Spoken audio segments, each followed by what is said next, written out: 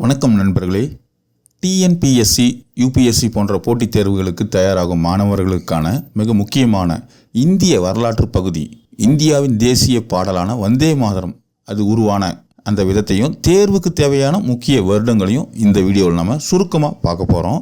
வந்தே மாதரம் அப்படின்ற பாடல் தாயே உன்னை வணங்குகிறேன் அப்படின்னு பொருள் படக்கூடிய இந்த பாடலை இயற்றியவர் பங்கிம் சந்திர சாட்டர்ஜி. தேர்வு நோக்கில் நம்ம நினைவில் வைக்க வேண்டிய முதல் வருடம் என்ன அப்படின்னா 1875 நவம்பர் 7.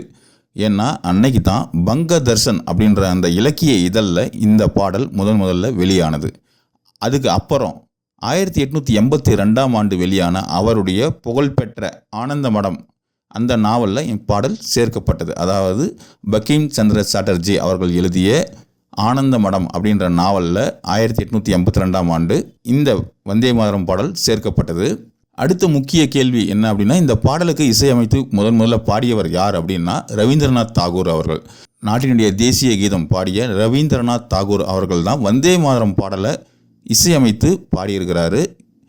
இப்பாடலுக்கு மெட்டமைத்து 1896 கல்கத்தாவில் நடந்த இந்திய தேசிய காங்கிரஸ் மாநாட்டில் முதலாக ரவீந்திரநாத் தாகூர் அவர்கள் இந்த பாடலை பாடியிருக்காங்க. இந்த வருடம் தேர்வுகளில் அடிக்கடி கேட்கக்கூடிய ஒரு பகுதி, ஞாபகம் வச்சுக்கோங்க. 1896 இந்திய விடுதலை போராட்டத்தின் போது இந்த பாடல் ஒரு மிகப்பெரிய புரட்சி ஆயுதமாகவே மாறியது. 1905ஆம் ஆண்டு ஆகஸ்ட் 7 அன்னைக்கு தொடங்கிய இந்த சுதேசி இயக்கத்தினுடைய ஒரு பகுதியாக வந்தே மாதரம் அப்படின்ற இந்த பாடல் பாடலாக மட்டும் இல்லாமல் ஆங்கிலேயருக்கு எதிரான ஒரு சக்தி வாய்ந்த அரசியல் முழக்கமாகவும் மாறியது.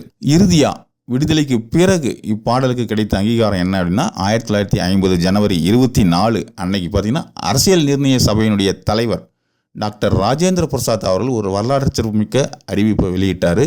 ஜனகண மனகதி நம்ம நாட்டினுடைய தேசிய கீதத்துக்கு இணையாக வந்தே மாதரம் பாடலும் சம அந்தஸ்துடன் மதிக்கப்படும் அப்படின்னு சொல்லி அறிவித்தார்.